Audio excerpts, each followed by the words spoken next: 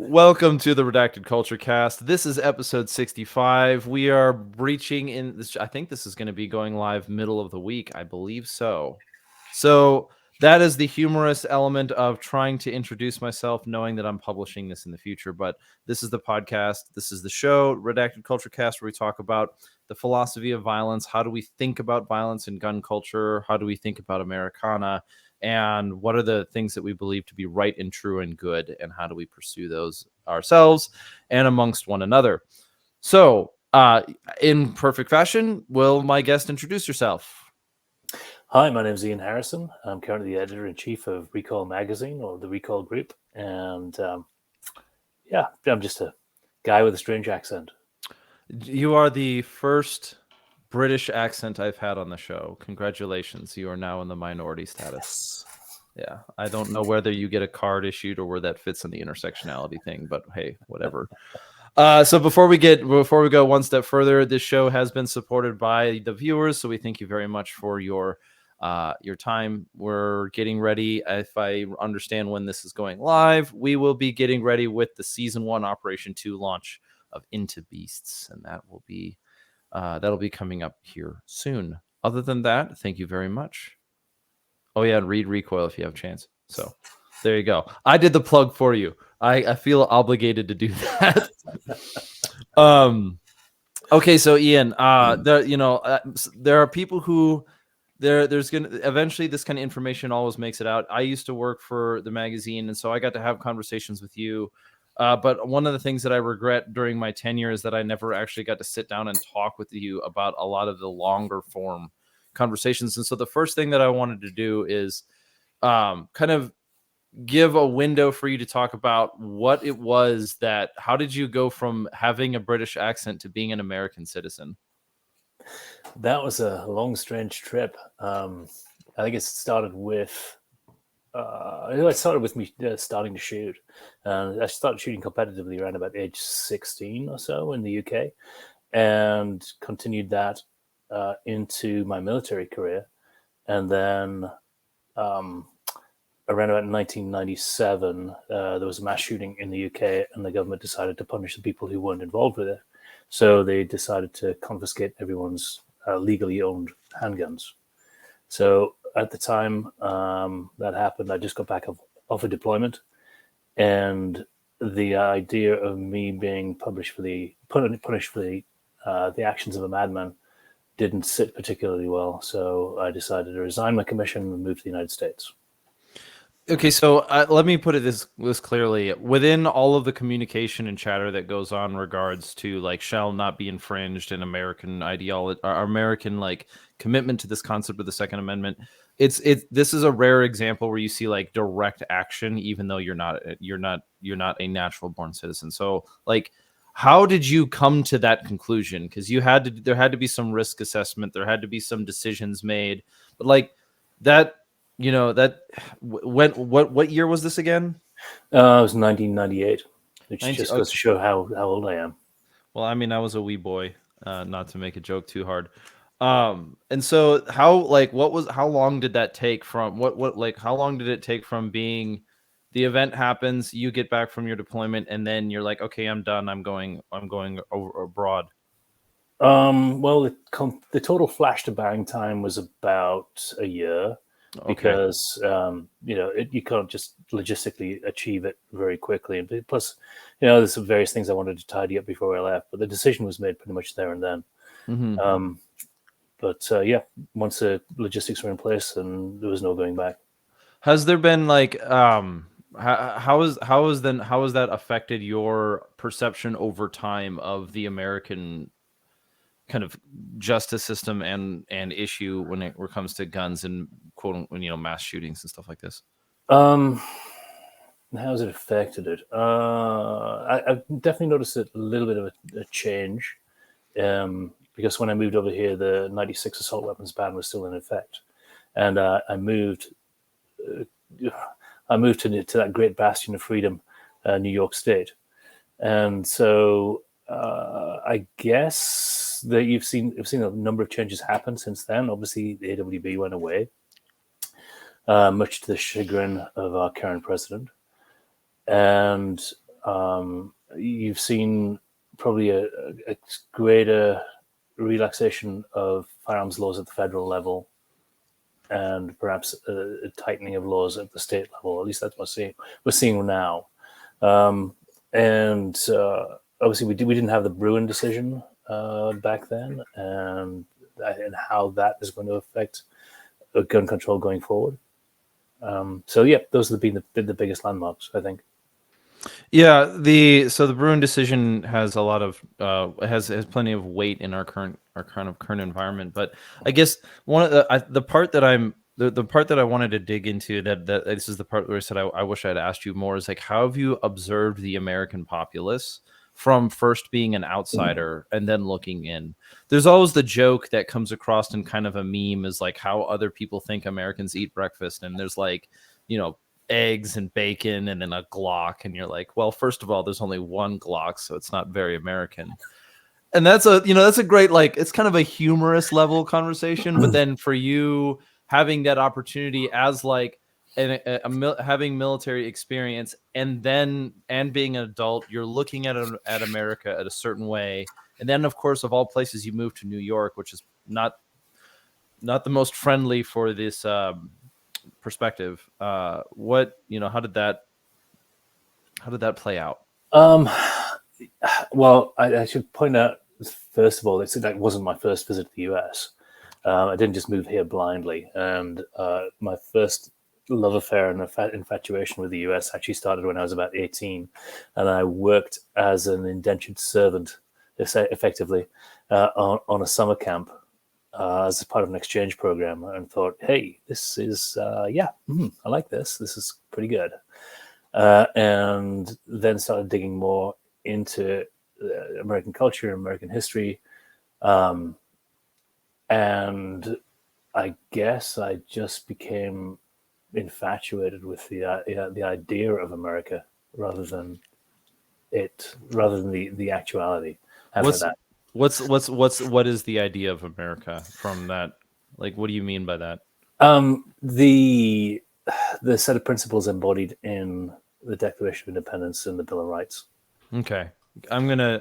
So I've traveled to London and I've traveled to Oxford. There was a while I was looking at going to college, getting a further education at the collection of colleges referred to as Oxford. I'm sure you know. And so before I ever went to the UK, I had this idea of what the UK was, right? You almost have this idea of like top hats and walking sticks, and everyone's got a pipe and a great accent. And of course, that's not true, right? It's a little bit of lock, stock, and two smoking barrels, and it's a little bit of all these other kind of things. But Mary Poppins. And Mary Poppins, yeah. Everyone there. We don't need transportation. We all have umbrellas.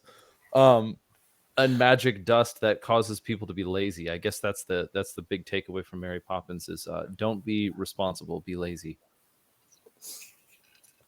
But the point being, I had an idea of like, so one of the things that I thought of when I thought of as like an emphasis of British culture, and this is kind of trying to do the same thing of like invert the direction of travel, being at this time I'm an academic. I'm going to college, and I'm finding frustration in the American academic system, where it seems like having a good argument is just out of style. We've kind of divulged into this American version of ad hominem only, and this is in 2015-16, when like calling somebody a racist was still considered an acceptable form of speech, even on an academic level. And so I was finding this frustration in academia with the why am I spending all of my time arguing with fools? And of course, then my wife and I travel to Europe, and I go to London, and what's the square where they've got the soapbox that you can stand on and yell at people? And we end up getting in these really, really interesting debates with a whole different series of people. And as we're traveling through Europe, we're having really, really good conversations. And so there's this idea that Europe has this sort of academic history, whether it's good ideas or bad ideas, or even the Tomb of Napoleon. And then that's different than from what our everyday experience of London was. And the difference being is that, though we could find elements where there's great conversation to be had, or collections of old libraries, or kind of that studious approach to certain things, the everyday London street wasn't exactly it wasn't as kind of post-imperial regal as I thought it would be. Is there a certain relevance to that? Is there a certain parallel of that in your coming to America, like the idea of America versus the experience of America? I would say yes to some extent. I mean, certainly the idea of America, where there's this sort of egalitarian concept where if you work hard and keep your nose to the grindstone and follow the rules, then you'll get ahead. And I think when I first moved here, that was very much in play. However, now there's it feels like there's a different game, and I don't quite know the rules to it anymore. Yeah, so you don't know can you try to explain that different game? Because like I think I know what you're talking about, but it's like one thing that does feel like is it feels like we were all playing chess, and now the rules are fuzzy, but no one knows what they are. I think so, yeah. I think that's a pretty good way of putting it. It's a reasonable analogy. I think we've all gotten, or at least I haven't. At least I'm pretty sure I haven't.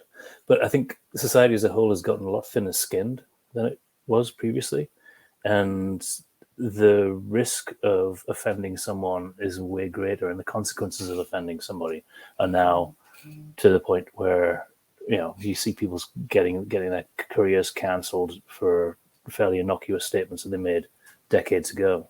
I'm also seeing kind of the inverse happen, where somebody will undergo a metamorphosis where they will be canceled in one fashion, but then as a result sort of come back into the scene as being now much more interesting, maybe much more controversial. One of the examples of it would be and I don't find Andrew Tate all that interesting, but for whatever reason he's still in the news all the time, or in the like communication line all the time. I don't find him all that interesting, given I don't listen to too much of what he says. But maybe a closer to home example for me would be somebody like Jordan Peterson. Part of the reason why he gained so much momentum so quickly is how hard people were gunning to chop him down. And so and I think in another example, like the harder that you see pushing against the gun culture in America, the more it digs its heels in. That's one aspect that I found really interesting. Example being like the harder the Fed or whoever it is tries to institute some new form of control or punishment of the population, the more we say no. And we haven't quite seen a backlash yet. Maybe is that possible? What's your thoughts on that? Yeah, I think a corollary to cancel culture is that now we're also picking up on that to some extent, and maybe exploiting and pulling a few of the same levers, particularly in the legal field. I mean, you look at some of the gun rights organizations that are not the NRA, who have been particularly adamant that the rights are not to be negotiated away nor eroded any further than they have. And as a result, they've managed to pick up a lot more grassroots support who are willing to open their checkbooks and fund litigation in order to stop the federal government from encroaching on people's rights. I think that's a good thing. It's a really good thing. Yeah, I also. So, what are some examples of something that you've seen as an editor or as the lead editor for Recoil, where you've seen new forms of effective action take place? Like, what have you seen over time? Certainly, the growth of very litigious groups such as the Firearms Policy Coalition and the Second Amendment Foundation. Those guys have been like balls to the wall. As soon as something comes down from the feds, they file a lawsuit against it. And so, whereas previously there may be an outrage campaign, you say if the NRA would use it as pretty much just a fundraiser, and then rely on lobbyists, whereas these guys will go straight to the courts. And this is if we'll use the tools of government against them.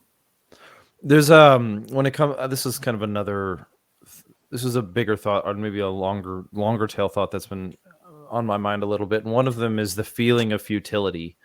And in regards to something like what the Firearms Policy Coalition goes on, do you have anything, or not do you have anything, but what it like, I get this feeling that sometimes there's no amount of skill that you can present as a good lawyer to deal with something that's just broken. And I think, and there's an attitude that grows, or I've seen kind of ebb and flow within gun culture, or even America as a whole, is this kind of like, well, fuck it, it's broken. Why should we try, kind of thing. And yet on the opposite side of that one, this is not one thing that I have looked up to you is optimism in the face of adversity. Whereas you could I think I've seen something in gun culture pretty regularly about sort of this black pilled pessimism, like it's all going to hell, and we're losing all our rights, and it's all going to shit. And so like how have you seen attitude shifts and change where people have had like back to the Firearms Policy Coalition, sort of a challenge to this idea of the futility of pursuing a strong legal argument? Yeah, I think the proof of that pudding is definitely in the eating of some of the decisions that have been handed down by SCOTUS recently, particularly Bruin. I mean, if that doesn't tell you that we now have at least a handful of black robes who are willing to look at an originalist interpretation of the Constitution, then I don't know what does. But and I think for a longest time, until that decision came down, there was a lot of pessimism that anything good would come out of the Supreme Court. But now that it has, I mean, it's hard to understate quite how big that decision is and how it will affect firearms rights going forward. Well, not so much firearms rights, I should say, the government's attempts to curtail those rights. Oh yeah, the language being specific of the human right to self-defense and bear arms. It's like, it's not, there's been a hard, I think this is something that I've enjoyed about gun culture as it seems to be moving in the direction that it is that it seems to be focused a lot more on not only intellectual endeavors, but which doesn't mean just knowing what you're talking about. It's like having some sort of intellectual conviction behind ideas like the Second Amendment or the Constitution. And how much did that element of America, because how does that reflect on this idea of America that you were talking about? We're already looking at 15 years ago now, 16. Mm-hmm. Yeah. And one of the things that it really attracts me to America is that it was formed by a bunch of rebels. We have this huge rebellious streak. It's running through the center of America. And you've got the two, the wings on the left and the right, who are entrenched in their partisan politics and the politics of the Uniparty, and yet you have this vast swath of Middle America that really hew to the tenets of rage against the machine and fuck you, I won't do what you tell me. Or at least the spirit of rage against the machine. I have a feeling that the merits of the band's rebellion have sort of diminished over the last 3 or 4 years. Yeah, they certainly make more money than I do. But nonetheless, I mean that whole that whole idea and that whole feeling just sort of resonates, I think, with the greater population. At least a sizable enough chunk of the population to make enforcement of laws that really infringe on basic human rights. Infringement is going to be more difficult than it would otherwise be in different cultures. So if you were going to describe that, I want to go back to 1998, and you said the British government chose to punish the innocent for the acts of the guilty. And what specifically was that action? What are we talking about here? I don't know. I'm gonna state that I don't know. I have an idea of it, but I don't know for sure. Well, so we had a school shooting, which was a terrible incident. It involved the deaths of multiple kids, and as a result of that, the government decided that the best thing that they could possibly do in order to assuage the finger pointing that was happening. Because the government is all powerful in the UK. There's a tendency in Britain to see the government as being the savior and being the answer to every question, every answer to every problem. And so, as a result, they figured that the most politically expedient way out of that problem would be to scapegoat the 20,000 or so of us who owned firearms legally, owned handguns legally. And so consequently, they decided to change the law and make them then illegal. And then if you owned one, they knew what you had, where you kept it, and told you to go hand it in. Otherwise, you face 10 years in prison. So you said, okay, what percent of the population then had? You're talking about 20,000 people. That's not a huge number. Out of a population of 60 million? No. Yeah, no, it's so there's a combination of a cultural difference, right? I think percentage wise, there's quite a few more Americans that own even braced pistols, whatever you want to call them, braced short barrel rifle, ATF non-sensory. Mm-hmm. So there's a cultural level, and then there's also like a legal difference at this time. And there's also a very, very practical level in that if you have a minority of only 20,000 or so people, then it's very easy to trample on those people's rights, because all you have to do is whip up a big enough mob. Yeah, yep, nope. That's certainly an achievable outcome, especially if the government, which would never ever do something like this. No government would ever institute a riot or a mob to produce political outcomes. That's never happened in history before. I'm bad at my sarcasm is getting worse. So, So then, okay, what did that look like when it happened? And would you and was it just like one day you got a decree? Because there are still people in America who have a pistol stabilizing brace that probably are unaware of the new ruling and may never actually become aware, to be honest. How were you informed about that? How did it become relevant? Because if the government were to if American government were going to say right now that you're not allowed to own an AR-15, they've got one major problem: is they have no idea who has one. So, right. How did that work in the UK? Well, it worked just simply because the government had and still does, has a universal registration. So they know exactly what guns you have if you own them legally. Mm-hmm. Obviously, if you don't own them legally, and since the imposition of the ban, the criminal element has never had a problem in gaining illegal firearms in order to commit nefarious acts. However, the most law-abiding segment of the population, those people who go through background checks, go through vetting, go through interviews with cops, all that good stuff.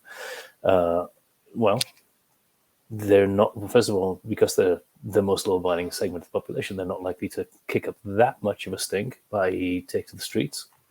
And the other part of it is obviously that the government knows what you have and where you keep it. So you really don't have the option to lose them in a boating accident if you're that kind of bitch. Well, yeah, okay, so you're also setting yourself up you're also I would say yielding to an uneven footing. This is I think this is one of the things that I find really astounding, is that I would have to go to somebody who is in all intents and purposes less ethically and mechanically equipped than I am to handle certain questions or situations, right? But I have to go to get their approval. I have to get somebody's approval to be allowed to legally do a thing. Now, I know that there's going to be a moral pitfall with this one of saying, well, who is capable, right? Is there a hierarchy of values? Like if you had the world's most unarguably best competition shooter at the top, and it was his job to determine, what was considered an acceptable level of skill, even then you would still have a tyranny. And so in the idea that I have to go to the government and tell them, hey, can I have a thing? And then they have to be like, maybe. and then I have to ask them if I can hold that thing, and then they're going to be like, maybe. There's a certain ethical weirdness to that, because I'm still going to a person. I'm still asking a person. A bureaucracy is a consistency of people, or a collection of people, and so I still have to like ask somebody. And right now, in my current status, it's almost guaranteed that I'm more qualified to answer the question than they are. So you know how, but yet, so we're, and I think one of the best answers that we're seeing that in the United States is that we're starting to see permitless carry, where it's like, this whole scheme is absurd. But that's new since you've arrived on my shores.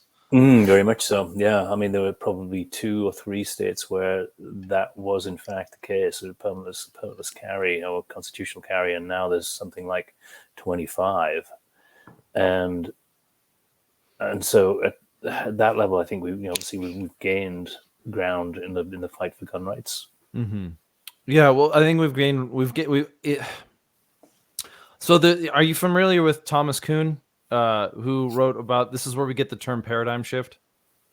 I'm going to have to add that to my reading list. It's The Structure of Scientific Revolutions, and to be clear, I haven't read it either, but I've read enough. Right? Yeah, I know. Me talk about book, haven't read. But I haven't read the book either, but I have read basically what you would consider the Cliff Notes? No, a little bit, one level more intellectually honest than the Cliff Notes, like the summary, the jacket blurb. I was gonna say the thesis, but fine, yeah, I have it on my shelf here. So you're absorbing it through osmosis. I'm absorbing it through osmosis. No, I'm absolving myself of ethical responsibility for knowing what I'm talking about by saying it's on my shelf, and I'll get to it later. So like I'm assuaging my guilt through, what's the word, procrastination. But the general idea that he talks about is this is where we get these ideas of paradigms, for like, for a period of time, you'll have you'll have kind of a zeitgeist concept. This is going back to Nietzsche even, but you'll have a series of rules and assumptions that dominate a scientific period. So Newtonian physics. You've got Einstein, Einstein's influence for this era, and what will happen is you'll have a dominant theory that will exist for a period of time until the number of contradictions have built up so much that it kind of collapses under that weight, and then a new paradigm will arise in its place. And this is a challenge to the intellectual model that science has been this continuously growing, this like basically over time bar graph of science just getting better over time. And so what he's saying is, when it comes to like scientific revolutions, what he's referring to is that it's when a paradigm shift happens, where this is the series of assumptions and worldviews that we hold when it comes to science. That paradigm gives way, it gives way under the weight of its growing challenges, and is replaced by a new dominant paradigm. You could say that paradigm would be the zeitgeist of a culture, ergo Nietzsche. And in gun culture in America, there has been, I grew up in the era, I grew up in the 90s in the Midwest, where the zeitgeist, the cultural norm, of our milieu was to say, or the de rigueur of conversation, or however you want to say it, was to say that we're losing our rights. And now, where we're at now, seems to be like some places are moving this way, some places are moving a completely different direction. And you coming from having military experience, and with that, I'm assuming some knowledge of the use of firearms, not trying to be sarcastic, but then coming to America and seeing that, how have you seen gun culture? Have you seen a paradigm shift in gun culture, or has it been more status quo for the last 15 years? I think the biggest paradigm shift really has been the adoption of the AR-15 as America's rifle, whereas previously the numbers in circulation were so low as to it would be remarkable when somebody took one out at the range, as in, look at that, didn't know you could have those. Now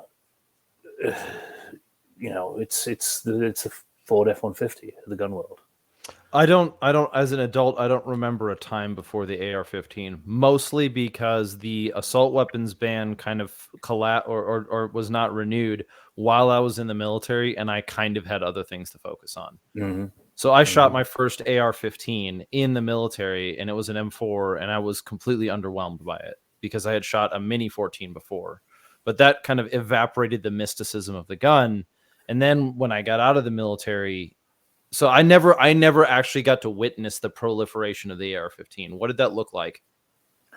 Particularly during, I think the assault weapons ban was probably the biggest driver of that, because as soon as you tell somebody you can't have something, you know what happens. They want it.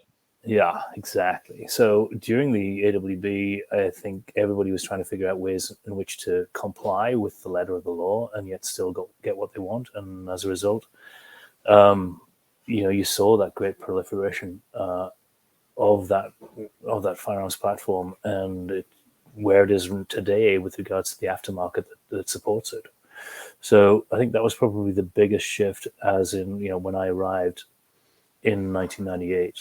And then when it sunsetted in 2006, everybody who'd maybe been on the shelf with regards to acquiring one went, okay, well, now it's legal.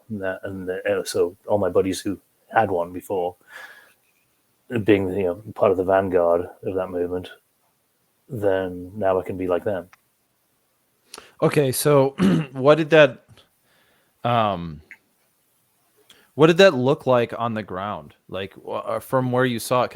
Because I didn't know, I didn't have really any. I started learning about different AR-15 manufacturers when I was in the military, when we stopped using Colts and started using Daniel Defense rifles. And when I look back at that time, I had a perspective that was extremely limited as far as what the American culture side of things. I was 100% looking at getting new AR-15 parts or M4 parts because I needed, it was going to make my job better. I didn't have any perspective on the American civilian side. I didn't know who was making ARs, who was selling ARs, who was buying them. I had no idea whatsoever. What did that look like as an American citizen? Was it like, okay, the assault weapons ban goes down on Monday, and then Tuesday all these new manufacturers pop up? Or was it like kind of a crescendo where you saw more and more and more anticipation for the event? Or did it just come out of the blue? What was it like? Yeah, I think with the sunsetting of the ban, there was an increased demand, and therefore the number of manufacturers definitely increased. And then I think as well, the number of people who were just going out and buying just all the magazines they could possibly lay their hands on, because I guess. Oh no! Oh no! What's happening here? Technology, right? Your phone.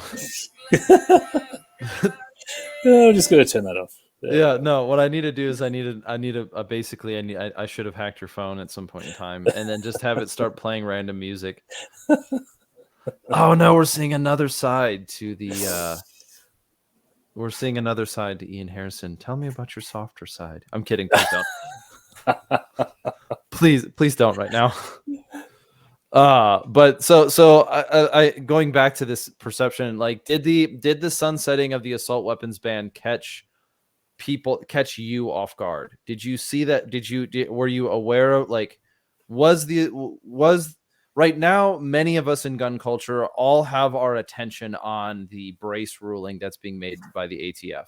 We're anticipating when it will be overturned, when it will be challenged, what that will look like, if it will go through. We're asking ourselves questions like, well, if it stands, even though we think it's immoral, what is that going to mean for the individual? What does this mean with our social media posts? What does this mean with our friends and family?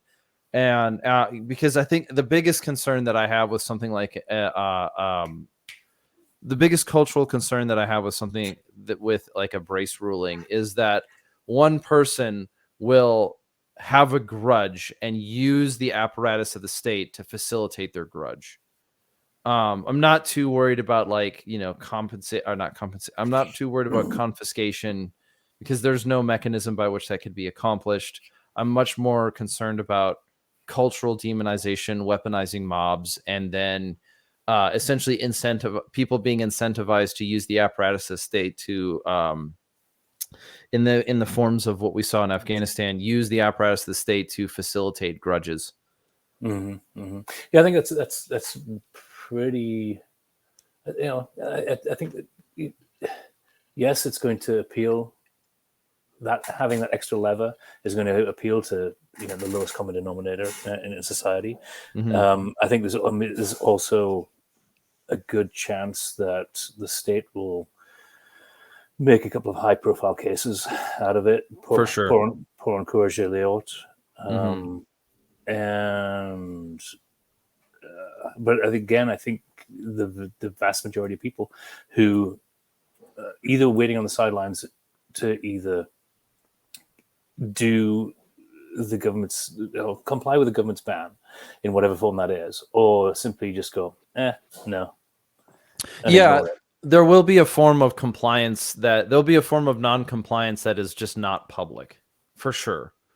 I am very well aware of that there will be a level of just flat out non-compliance, but it will not be public non-compliance. Yeah. But so going back to the paradigm though between what we're looking at with the Brace ruling and the sunsetting of the assault weapons ban in 2006, was there the same attention within what you saw of the world, what of your environment? Was there the same amount of attention placed on the potentiality that this assault weapons ban was going to be sunsetted, or did it just kind of happen and then everyone reacted to it? I think probably my perception of it would be somewhat colored by the degree to which I was dedicated to that part of the gun culture. And at the time then, moving to the US, I got the opportunity to become thoroughly indoctrinated in it. And so I think it was a really big deal to anybody who was particularly personally invested in it. Whereas the vast majority of firearms owners at the time just kind of knew something was going on in the background, but probably didn't pay it that much of attention until it started gaining steam again, and you could get all these wonderful mechanical devices once more. So even, I mean, like we see that now too. There are layers to the culture. There will always be layers, right? And it's just the reality of things. Like some people are in this environment day in and day out, like yourself, where you're constantly looking at equipment and you're also evaluating. You're all these layers, whereas many people in our culture that are participant, and this is kind of an interesting question that we've been trying to address lately, is that gun culture is interesting because not everyone who's involved in gun culture is a manufacturer, distributor, competitive shooter, or military police, or veteran, or influencer, or whatever. Much of gun culture is actually just people. Mm-hmm. And I don't know if I would say that's necessarily unique about gun culture, but it's interesting to see how that interaction, that dynamic comes to play. So, absolutely. And I think that, you can draw certainly parallels to the automotive space. Like you have guys who go out and do track days on weekends, and then you have regular Joe who has a transportation appliance rather than a vehicle. Oh, for sure. So how did you, when you said your indoctrination into gun culture, or your indoctrination into American gun culture, what did that look like? I think to a great extent, I was self-radicalized, for want of a better term. Show us on the doll where the YouTube radicalized you. Yeah, I've been part of this whole thing since I was 16 or thereabouts, and then made a conscious decision that this is the hobby that I wanted to pursue, and then from hobby it just became part of life. And So I started hunting, I started shooting competitively, I started carrying a handgun. And yeah, it's just kind of part and parcel of it. And I'm just glad to be part of this larger movement. For childhood forest, there is the idea of turning a hobby into a profession would be described as kind of the dream job perspective. And I think some of this is how how millennials were raised to view the world. The media and the kind of cultural influence that I think many of us millennials grew up under was this idea of do what you love. Mm. And there's negative, there's pros and cons to it, but one of our perspective of the world that was being whether forced to us or presented to us was 100% don't work for corporate America, do what you love. And you're like, okay. And at what point did you discover that turned out to be bollocks? Roughly every morning at about 9:30. It's the Groundhog Day Yeah. It's a Groundhog Day experience. But Yeah. Well, I've actually done that through a couple of times now, where you turn an avocation into a vacation, and all that happens is you end up losing a hobby. Okay, so then how are you still doing what you do? Maybe this is more. I mean, that's kind of where I want to explore it, but continue. I will not. You're primed for saying. What do you mean by more? Yeah, this is not. It's gone from just being a hobby to being, I think, more of an identity, perhaps. Okay. And I can't see myself not owning firearms.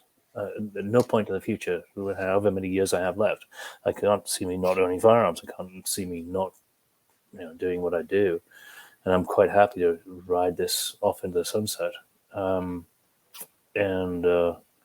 But obviously there are certain times when you think, oh God, no, I've got to go and take this gun out and go and shoot it because I need to write a review of it. And sometimes, yeah, absolutely, it does get to be a more of a like a 9 to 5, but for the majority of the time, no, I kind of like getting up in the morning. I like figuring out what I've got to do for the rest of the week, and I like the opportunities that it presents. And I'm really extremely fortunate at the moment in that I have a really good team, and it allows me to go cherry pick assignments. So yes, and this is I like because you were talking about this in the way you said, there's a bit of a sarcasm of like, oh no, I have to write a new review about a new gun. Like, okay, that's certainly there's a mountain of levity that's added to that conversation of it being it's kind of a joke, right? It's not a bad sure. place. You know what I mean? It's not a bad place to be. And but then at the same time, like you're not that there is so much more to what goes into functioning in the media space of gun culture than just reviews. Mm-hmm. And so that's kind of what I want to hone in on is like, what's the more like that? Because what's the when you say something like, I can't imagine myself not doing what I do, you say something like, there's more to this than just the fun of it. And I think for one of the challenges that gun culture faces is that when I mean gun culture, I mean like anyone who owns a gun or is interested in owning a gun, there is this or having anything to do with this like sort of virtue set of self-reliance and independence and self-sustainability and self-governance and this sort of sense of this sense of self not preservation but self it's not even dignity but saying that like I'm not an object to be ruled in this way. Maybe self-determination has a little bit of weight to it, but so like there's that aspect of it, and then there's how does that inform how you approach the work of being an editor and being a developer in you have influence over industry. You have a responsibility in front of you to write about certain things and to think about stuff. Because I can't imagine that, like, you wake up in the morning and you sit down and write the Harrison theory of proper review economics 101. You have developed a method by which you do those things. It's some of it's heuristics and some of it is overt. But but what about the thing that you do in regards to culture itself? Well, I think we all approach it from different angles, and there's definitely an element of the whole I guess just existential experience, and I guess my approach is probably going to be a little bit different from people who have grown up in the United States rather than coming in from the outside. And yeah, so I've had my guns confiscated off me. I don't want that to happen again because, well, that's just, it's not going to happen again. Let's just say that. Yeah. Okay. So there's the reason, the thing that I'm trying to drill into is that when you said I can't see myself doing, you can't see yourself not doing what you do. You can't see yourself not owning a gun and being a part of this. Mm-hmm. I'm getting this idea that there's something deeper than just a hobby. And yeah, I think there's, I think you touched on before for us, is there is a set of values associated with it. And if you want to be true to yourself and be true to your own values, then you need to go about your daily life in a way that is true to those things. Okay. And that's as good as an answer as I think I've got for you. Okay. It's definitely a hard question, and one that I'm seeking ways to answer better. One of the ways that I wanted to try to uncover it with you is a little bit of having that outsider look in. Even though it's separated by time, and our cultures, our cultures being American and British culture, share more in common globally than many other things. Yeah, beyond just language. I think that's definitely part of it, and I think there is certainly a lot of commonality between the two cultures, particularly in the legal realm and in the degree to which the rights of an individual are enshrined in the Constitution, be it written or no. So, yeah, like I say, it just goes back to your own set of values. And if you can't live your own values, then what's the point, Yeah, so there's this issue that I think there's an issue that America being represented as a multicultural melting pot or whatever has a certain major ethical downfall or ethical pitfall in front of it, and that one is if you flatten the evaluation of individuals' values, then they all lose their value equally. To put it another way, is that like how quickly people within gun culture are regularly accused of their values as being fashion statements, as in guns are my hobby. Like, no, I don't own a gun because I find it a hobby. I don't even play golf as a hobby. I think if you were to go to anyone in gun culture who owns anyone who owns a firearm, anyone who owns a firearm in this country, they're not going to tell you that they own that gun out of a sense of a hobby. It means something a little bit deeper to them. I would hope that it does. I mean, sure, I'm sure there are a lot of people out there who do own guns simply because, well, it's fun to take at the range. It's fun to show it off to my buddies and such. But I think also there is a set of values associated with it that should run deeper. That whole the notion of self-determination, of self-reliance, I think is embodied in that idea that the gun conveys, so yeah, I think if you are somebody who thinks the state has the answer that you need, the answer to your life's questions and life's problems, then probably you're not going to look at a firearm as a symbol that represents you. The firearm is a symbol that represents you. Yeah, I mean, if I have a firearm, then I take responsibility for my own safety and the safety of my family. Okay. Yeah. I guess I struggle with the idea of it like this. The firearm represents me. I don't know. I don't identify as a firearm. I see that as like an extension of. It's a symbol. Let's just use Yeah. it as a symbol. Mm-hmm. That makes more sense. I see it as an extension of my will, of self-determination. Like this is.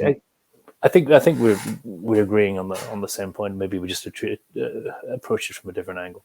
That's probably the best way to have a good conversation about something, is to at least have something in common and try to understand it better.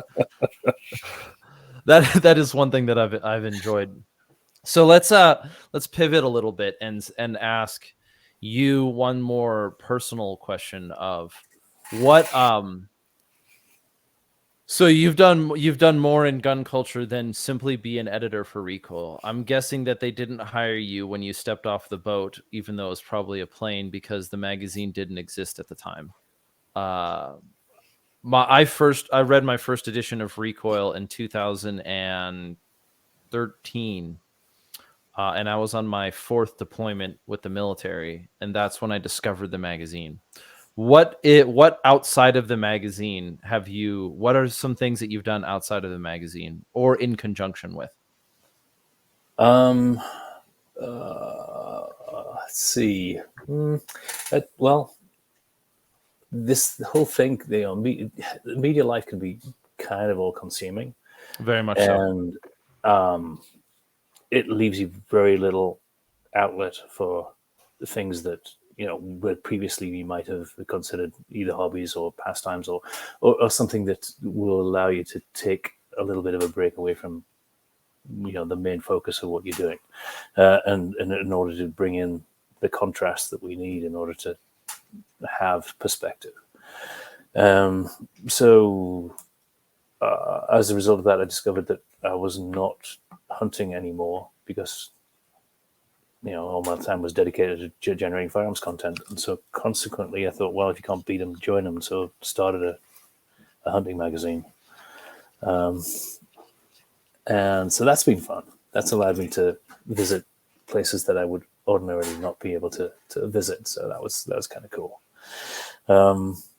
And meet a whole bunch of people that from various walks of life that had I been stuck doing what I was doing before, swinging a hammer for a living, then again probably would never have met him. So that's been kind of fun. You worked construction for a while? I did, yeah, for 10 years. 10 years. Mm-hmm. This is after you came to America? Mm-hmm. Yeah. Interesting. I never heard this story. I legit like this is going to be the strength and the weakness of my position being before I ended up working under you, the only two things that I knew about you is that you were British, and somebody said something about you won a competition. I wasn't. Yeah. I was I was re-entering into gun culture. I took a period of time where I was very I wasn't reading the media regarding anything. I wasn't reading any publications. I was very much so focused on something completely different. And then I had kind of re-entered into it, and then as a consequence, you ended up hiring me for that position. So I kind of like, part of what I'm asking is, like, outside of just writing, you've done competitive shooting, hunting. There's more to it that you've participated in, I guess. Yeah, I'm kind of a generalist. I'm kind of very much a jack of all trades and master of absolutely fuck all. And I've managed to get where I am by Forrest Gumping my way through life, just being in the right place at the right time with just barely enough skills in order to not embarrass myself. And so if anybody's out there and whose kids don't know what to do in life, well, sorry, I can't really give you that much of an idea, because I didn't discover what I wanted to do until I was in my late 40s. Well, okay, let's be very clear here. Many of us also don't know what we're going to do, whether or not we have kids. So like there is the it's not I think we need to come up with a new term for like the crisis of the American person, because it's not really an existential crisis alone. It's sort of a what's the point problem. Like what am I even what like okay, do what you want to do. I don't even know what that is sometimes. Right? Yeah. So Well, sometime when we grow up, we'll have an idea. all right. I did trim my beard. You don't have to like speak down to me. I shaved mine off. Yeah, well. Yeah, I think I lost the picture where I have the mustache Ian. But I'll put that in the blackmail vault. Please don't clip that and at me. Alrighty, so then we've talked about a number of different things, and this is always the goal is like looking. One of the goals that I want to be able to accomplish in conversations like this is just being able to look at things that we value within gun culture and just America as a whole, and maybe it's find something of value that's happened in the past or something to aim at, and even if I look at my own history, there has been a certain level of wandering, kind of a left and right, trying to figure out where I'm going, what I'm doing, attitude. So what would you, oh geez, I have a long question that I can't figure it out, but what would you, ask me what my favorite color is. what is, no, no.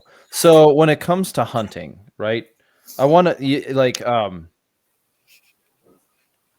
we've seen changes in American gun culture when it comes to like what people own and what they have. How about on the hunting side?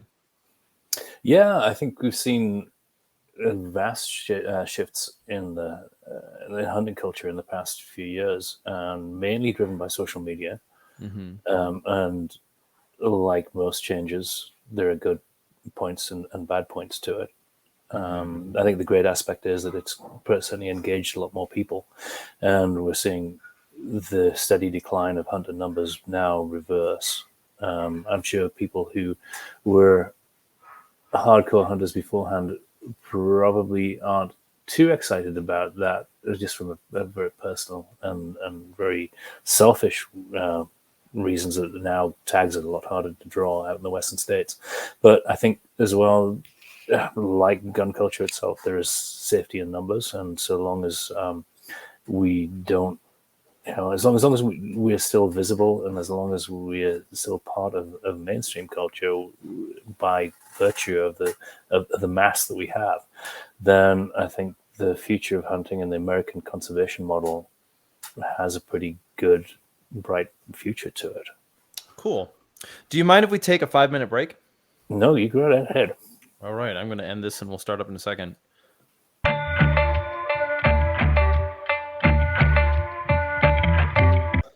So for part 2 with Iain Harrison, I am back from the interrupted message. But so let's dive right back into where we were at. The question that I wanted to ask you about, the next thing that I wanted to kind of engage in is like how, as a journalist, what does gun culture look like? And what does gun journalism look like to you? Because from its many facets, because we're talking about hunting as one asset. Moving on. I think in some instances, the gun journalism can embody the worst and the best aspects of storytelling, and you've seen this numerous times. At least I've seen it numerous times down the years, and there are still people in this industry or who are either generating content in whatever description, still don't grasp, have difficulty always grasping the fundamental concept of journalism. The number one being, don't make shit up. Okay. Please restate that whole thing, because this is where the British American English break was like, I'm following you, and then all of a sudden static noise, and then they're making shit up. Begin. Yeah. Let's say gun culture. Let's say firearms journalism, be it online and be it in print, be it on video, and whatever medium it is, there are still people out there who don't hew to one of the fundamental concepts and the fundamental precepts of journalism. That is, don't make shit up. Do you think that do you think that you're subject to like the Gell-Mann amnesia effect? Are you familiar with that one? Yeah, I think very much so. And I think the other thing is that people currently are, I think, besotted with the idea of just generating interest in themselves rather than generating interest in the subject which they're reporting on. Okay, yeah, I can see this outside of gun culture pretty straightforward. You have sort of celebrity reporting going on. Yes. But and then I think you can see it within gun culture. The easiest example we have of this, it's not necessarily on the journalism side, but is like stolen valor. Like once you do, like that's lying about who you are, and then. But that's not the only example we have of this sort of moral pitfall. So where do you see it? Like how would you, like, when you're talking about it in journalism, it's like lying about what a thing does or what's going on or there are other aspects. There's one or two ways it can go. Certainly if you're doing something that involves a product, for example, you can either denigrate it in order to generate shock value and clicks, or you can simply gloss over its faults because you want advertising dollars from the manufacturer. Yes. Both of which are equally reprehensible. Mm-hmm. And it's I think this is where I'm speaking from, working underneath you, is that there's a certain amount of accountability that can be produced by the viewer, the reader, the community as a whole, but there's a certain amount that it really does come down to you, of like you have to do it. You have to do the right thing. Like there may be no obvious consequence in front of you, which is kind of a challenge. Yeah, it comes down to your own moral compass, and conscience is a thing. It is what you do when nobody's watching. The other side of gun journalism that I find interesting is that it really serves as a testimony to this idea of like firearms ownership as being a lot more than a hobby, because there are hobby-like levels to it. There are hobby-like influences, like it would be fun to have an MP5. Does it have any practicality to me today? Not really. But would it be fun? Absolutely. It would be interesting to go, shoot a competition with shooting a competition is not for me a life or death experience. It's also not a paycheck or no paycheck experience. And so the line between hobby, profession, set of values it also applies to journalism in this sense, because you've written about more than just reviews on guns. I think the reviews on guns is an easy one.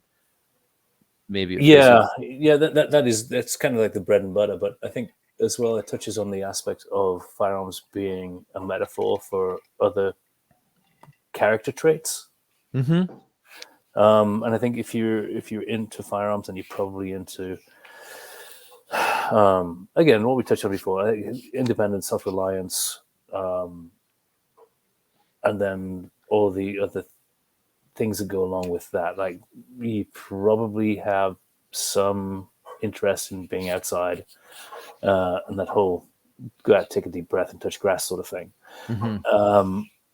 So one thing we have done quite successfully at RECOIL is not just concentrate solely on the firearm space and just be siloed within it, but in some aspects touch subjects that we think would be relevant to somebody who is part of the firearms culture. And let's not be siloed within it. There are, I think if you're that monomaniacal, then you're probably not a particularly interesting person to start with. Very much, yeah. Well, you're not. You're not interesting. Wow. That means something completely different coming from you than it does from me, a Midwesterner. Like, oh, you're not interesting would almost be a compliment.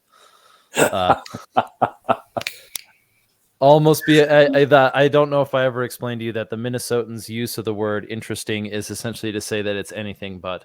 Oh, that's interesting. In other words, stop talking. I'm bored. So, Got it. but that's been brought up a couple times. What? So, like, you've been able to travel. So, some of the writing that you've done has included travel. On the one hand, you definitely have the hunting aspect of it, right? There's also the other travel involved with it. Is not every manufacturer is, in like Virginia Beach or something like that. They're not all in Massachusetts. So, which I know Virginia Beach is not in Massachusetts. Don't at me. But so there's a certain amount of travel. Like what have you seen when you see different cultures approach to firearms outside of America and Britain?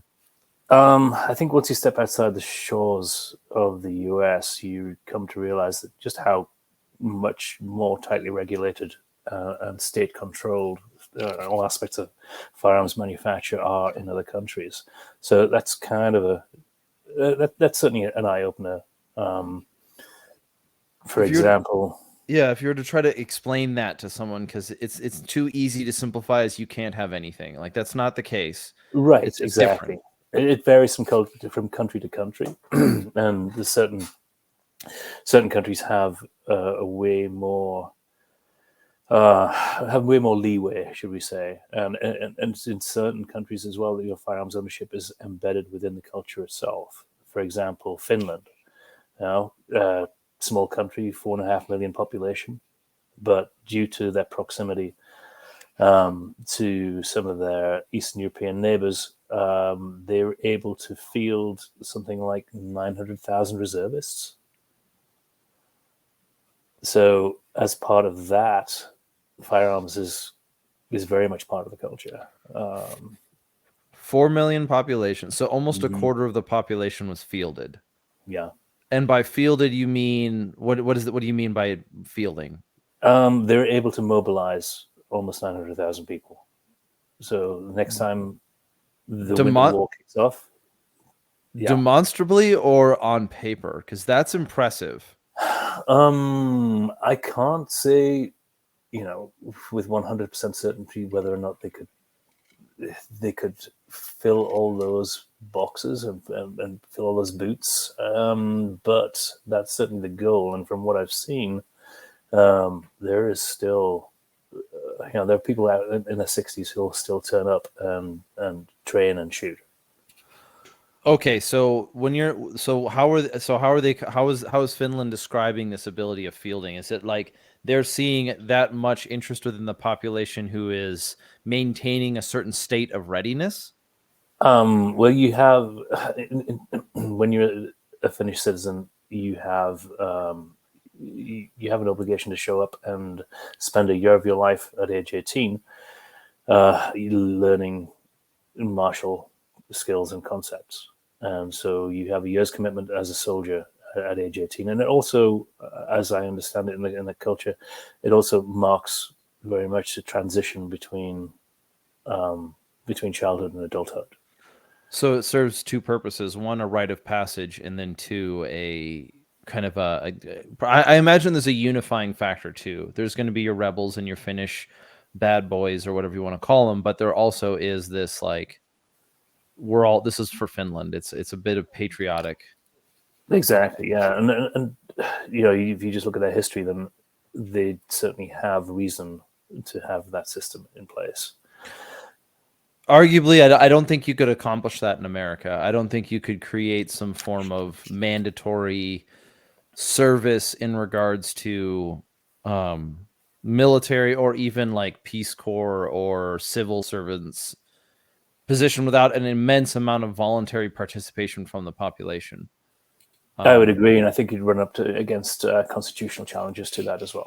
Constitutional challenges. I did not even think of that. That's a good point, because there is a constitutional. We're like constitutionally protected from obligations to service, right? This is the idea. I guess that now I need to read more up on specific. It's not even a hard read. I just haven't done it. It's bad. You're making me look bad. Please stop. So yeah, that's a really it was a fun introduction to me, and being able to experience firearms culture in other places, other countries, other languages, I think it's certainly one of the things that I've really treasured over the past 10 years. Mm-hmm. And so what would the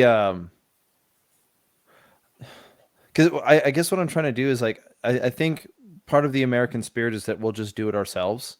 Mm-hmm. And I mean this from like the population. Like, we don't like your government, we'll replace it with our own kind of mentality. That a bit of that rebellious nature. Another one would be a little bit of the other side of self-sufficiency is self-determination. And it's I'm not, like, we're not going to wait for it. This is what I find so offensive about contemporary culture, is that we're just waiting for the government to do something. It's just exhausting. Like, oh my gosh, I don't want to hear another complaint about Joe Biden kind of thing, because he's not that relevant in my life. I mean, there are exceptions, and I'm guilty of doing this too. But the point being, so there's a common argument, frustration of there not being a rite of passage, especially amongst men, especially amongst men in the West, especially amongst men in America, is that we don't really have a rite of passage. And could you imagine there being something like that being developed? Would it involve NASCAR? Would it involve what? NASCAR? you must drive there. 20 cars enter, one remains. He is now a man. What do you do? Like brand, like take a Coca-Cola brand and put it on your chest? I don't know. Just throwing it out there, dude. Chrome, something chrome, spray your face, Mad Max all over again. I wonder for how long America's going to have to, how America's going to, if at all, emerge from its malaise of multiculturalism. Like, there's a certain melting pot aspect that we want, but it's not universal, right? Like, I don't want to be forced to break bread with, I don't know, pedophiles or something. Like, oh no, it's just a difference in opinion. Like, not one that I'm okay with, right? And so we have to we have to make evaluations of certain things. And so part of the aspect of journalism would be to travel quite a bit. And what about non-European countries? How have you seen how they've approached these kind of problems? I've been really fortunate enough to experience South Africa for a couple of trips in the last 3 years, and that was an eye opener, especially and in terms of levels of government incompetence and corruption and nepotism, and seeing what might have been and what has become. I think that was very eye opening. So, don't be like South Africa.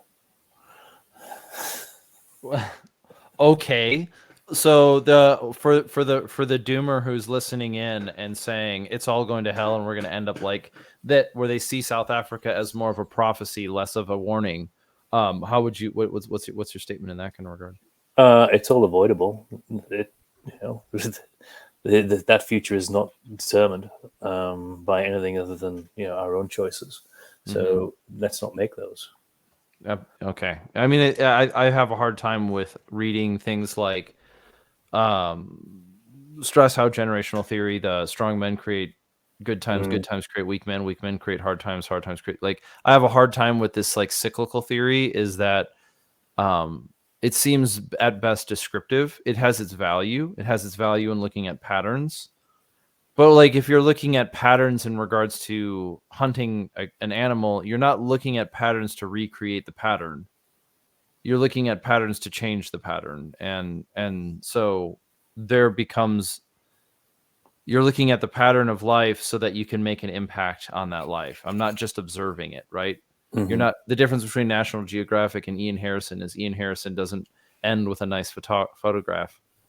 Yeah, I think the difference between Nat Geo and just hunting in general is that one you're a passive observer and the other one you're an active participant. Mm-hmm. And there is that weird idea that hunting is just about like, killing things, and it's like I don't find that even a respectable enough argument to engage with. Right. Yeah. So let's not. Yeah. So how does how does somebody get involved? How do you figure out how to go do an overseas hunt?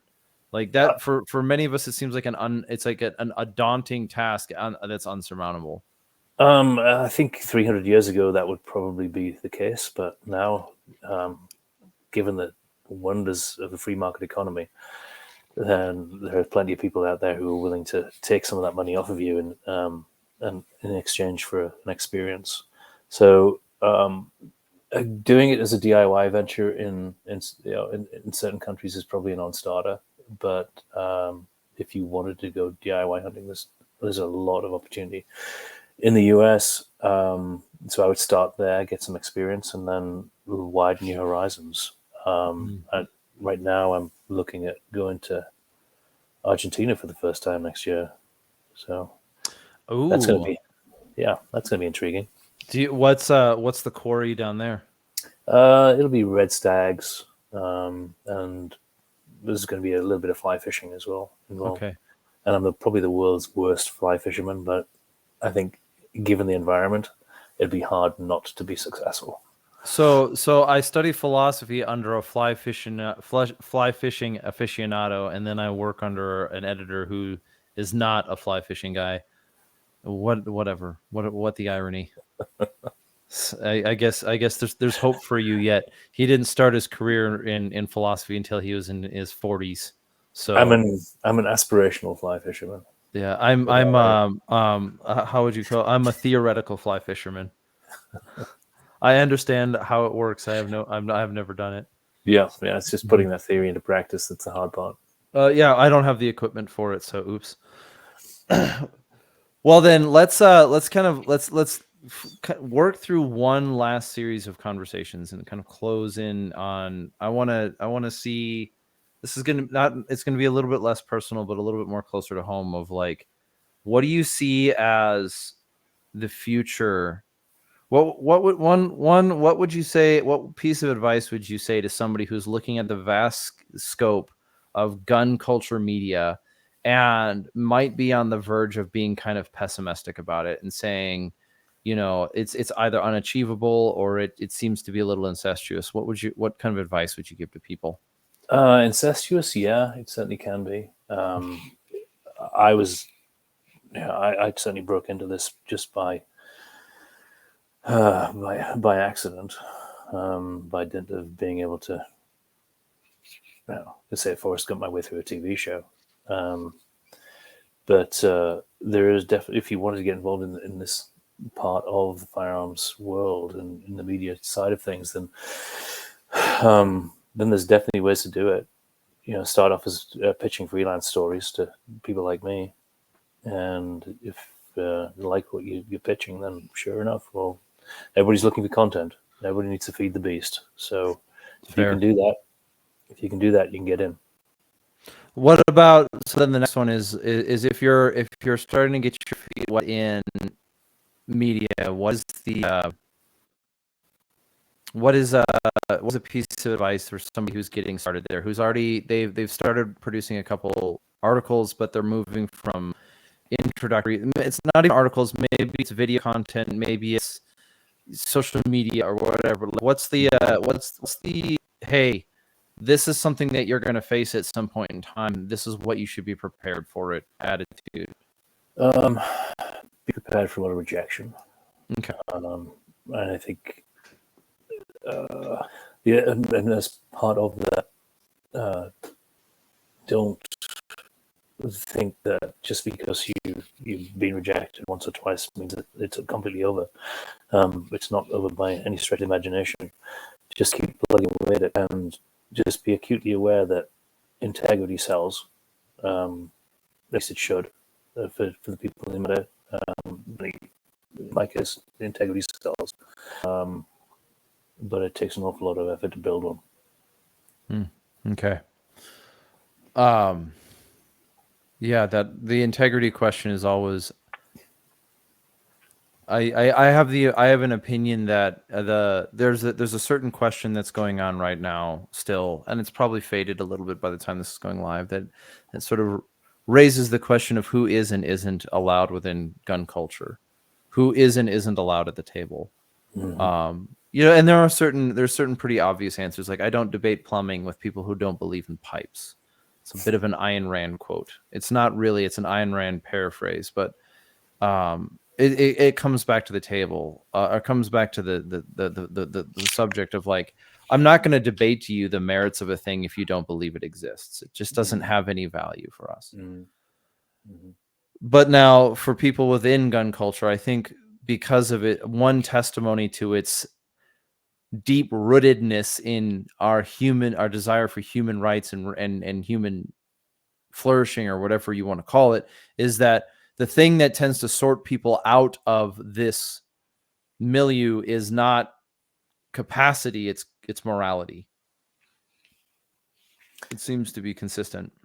Yeah, I think there's yeah, I would agree with that, and I think what we're seeing as well, as part and parcel of that, is people are willing to sacrifice integrity for popularity. It's become more difficult to hold an unpopular opinion in this space because it's so tribal, and I think it's kind of a measure of who you are, so whether or not you can make an argument for a somewhat unpopular opinion. Now, I'll qualify that in that there are certain places that I think are, there are some topics that are, I wouldn't say off limits, but nonetheless, there is a third rail. Like, if you're arguing for the compromise of people's rights, then you're probably not in the right industry to do that. Fair. However, but there's certainly other aspects of this where we could, don't be afraid of honest debate, I would say. Okay. What is an example that you have of an honestly held opinion that's contrary to the norm that fits within the acceptable rules of deviation? In other words, you know what I mean? So, like, it's not simply, oh, well, I think I support the Second Amendment, but, like, that's not on the table. I'm talking about what's an example of, like, having a contrarian opinion, an opinion contrary to the norm that fits within the acceptable deviations. I think right now, we should probably mention that I just got back from Ukraine a couple of nights ago, and now we're seeing a narrative form in the conservative side of the House that we should not be involved one iota over there, and for various reasons. And I'm seeing a lot of that. Some of that is being formed by Russian information ops, and some of it is formed by deep-seated views of American isolationism and fiscal conservatism. However, people are getting a little bit more strident about it these days, and we're on the verge of not having an honest debate anymore, and we're devolving into tribalism. So I would say that's probably one aspect that. Do you want to engage in that? Because I have time for it, and this is something that I've been This is a conversation that I would very much so enjoy to have with you, in regards to the Ukraine question. But it depends on you. I can't take the entirety of your day. It might be worthwhile doing it at a later date. Okay, well, let's. Is there a Cliff Notes argument? Because I have a problem with this one. I have a problem with there are difference between people who are able to articulate an opinion and people who have skin in the game. I have difficulty with issues of like the military information aspect of things. And what I mean difficulty is that when I was functioning as a ranger, there's a certain amount of secrecy that we were allotted, so that people, whether they were journalists or American citizens with nefarious intent, were unable to interrupt what we were doing. The second part of it is that like information is a form of conflict right now. So if I can, a classic example would be, there was during the riot of 2020, there was this statement that the white supremacists were coming out of this town to go to this town to burn things down. The thing is that they never existed in the first place. They were never there. They were never real. But that campaign, that advocacy that had happened had an effect on one population to the extent that it riled them up even further. Then they got armed, and then that created a conflict, and so on and so forth. So what's the can we breach into the too long didn't read? Like, how are you looking at this in the sense of it being other than just rote tribalism? I'm a little divided when it comes to American involvement in Ukraine, and by now some people who have listened to the show know that I've been there as well. Like the invasion happened, and then I was on the ground like 4 or 5 days later. But I'm no Malcolm Nance. I'm not going to tout my own, bullshit. Yeah. I went over there because I think the story is too important to leave to establishment media. Okay. And I wanted to talk to people that had been largely ignored by mainstream press. And so I managed to do that and get some interesting insight. Are you going to be publishing this somewhere? Mm-hmm. Yeah, I'll publish it in RECOIL. Okay. Do you know which edition of it so I can bookmark that? Yeah, it'll be issue 67. So right. It'll probably go to press in about 3 weeks. Okay, so like early April? Yeah. Because I record these and then I publish them later. Gotcha. Early April. So that'd be 67. Mm-hmm. Right. I'll have to get one. And so the article that you're publishing after that's live, or before it's live, can we let's have a conversation specifically about Ukraine and your experiences on the ground, and we could do a side-by-side comparison. Yeah, it'd be awesome. Okay. Because I like, again, I am very interested. I agree with you in the sense that it's really hard to have an honest conversation, but to be clear, Americans haven't been good at having an honest conversation as long as I've been a post-military character. I mean, there's very, very few times where I find people with very, very few. I find it very difficult, and then have to actively choose to not become what you call black-pilled or depressed about it. And yet, I will yield to the statement that it's not okay to quit. It's not okay to be like, oh, there's no good conversations. And so, my position on Ukraine is a little divided. Is in like, I'm not completely against the fact that we could be there, or there could be influence things going on. I just have a very big issue with a lot of the people who are doing it. So like I don't trust the. I'm trying to make it. I'm able to make a distinction between what we're trying to do, or what could be accomplished, or what the purpose is, or what's going on, or who's being victimized, or whatever, and the fact that the characters who are most vocally interested in getting involved in it have maybe the least skin in the game, or worse, nefarious intentions. Like I don't believe that Hunter Biden will ever become a Franz Ferdinand. I don't think he'll ever be. He should ever be touted as like the unfortunate person who kicked off another great conflict. But it's neither here nor there. Yeah, it's kind of a different perspective because Hunter Biden may be central or less than peripheral figure in American politics, but in the grand scheme of things in Europe, nobody's heard of him. That's that's another strong point to be made. Like, no one knows who he is. What is one thing that you can't? What is one food for thought? So apparently we're gonna have to like curtail. We're gonna have to push this back to another full conversation because it is. Let's get it closer to your date so that you have the drop, and then we can follow up with that. But what is a food for thought element for those?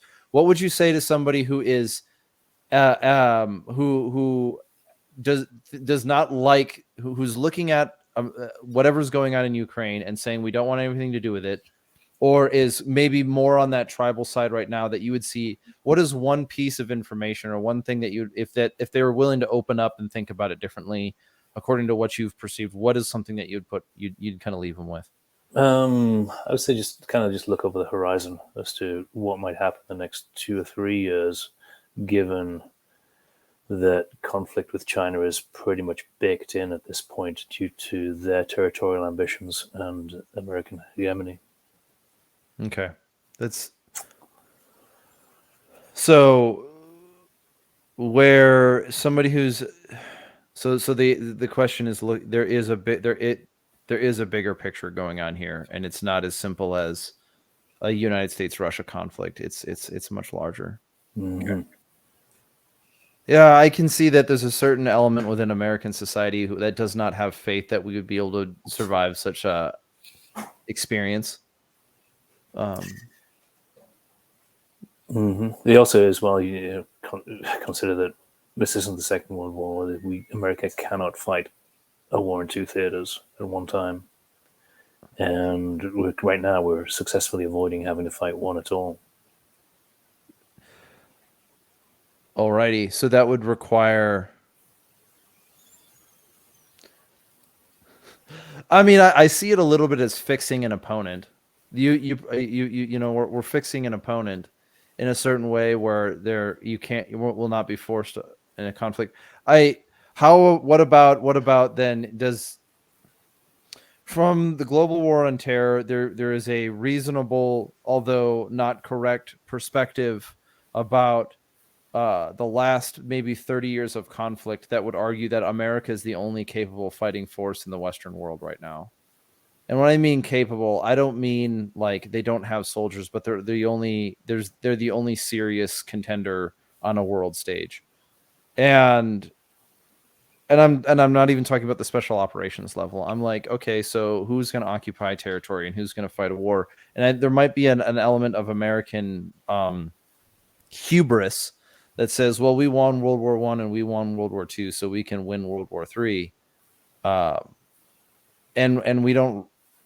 Even being an American soldier, I have being an American veteran, I have a very limited view of other countries' militaries. Is America alone in this fight if it were to break out? No, I don't think so. I think this has been very much a wake-up call for most of Europe, and for them to realize just how badly they've neglected their own defense capabilities.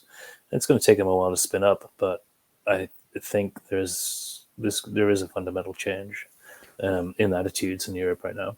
Well, I guess there is a good silver lining over the horizon, is that if Germany has to spin up their machines, maybe we'll see a civilian MP7. We can only hope.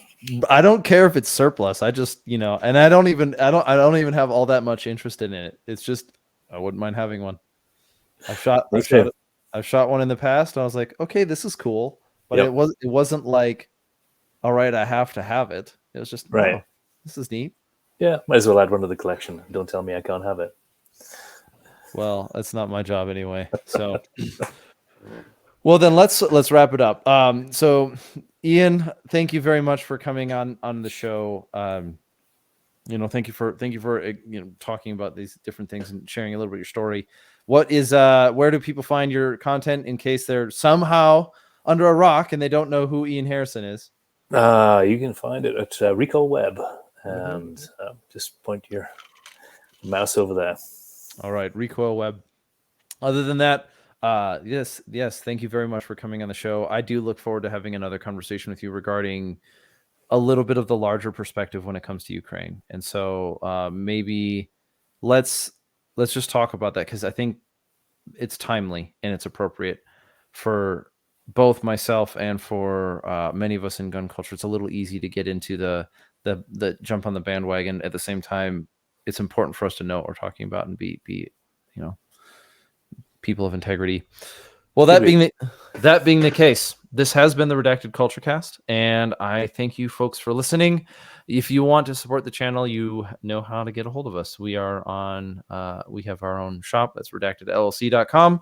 And other than that, you can find us at redactedculture.locals.com. But for my guest, Iain Harrison, I will talk to you soon. Thanks, Forrest.